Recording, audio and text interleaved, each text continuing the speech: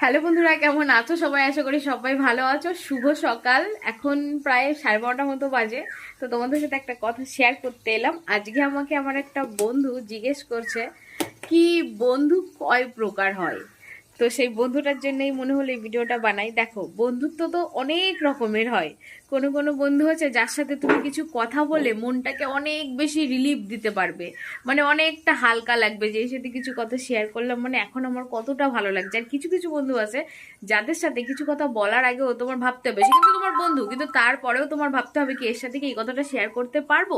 তো সবশেষে আমি একটা কথাই বলবো, দেখো বন্ধু তো সেই হয় যার সাথে মন খুলে তুমি মনের সব কথা শেয়ার করতে পারবে। আর যত যাই হয়ে যাক, মানে ইন ফিউচার যদি তোমার তার সাথে কোনো রকম প্রবলেমে হয়ে যায়, তাও সেই তোমার কথাটা তার মনের মধ্যে দাবিয়ে রাখবে, অন্য কাউকে বলবে না বা ফাঁস করবে না।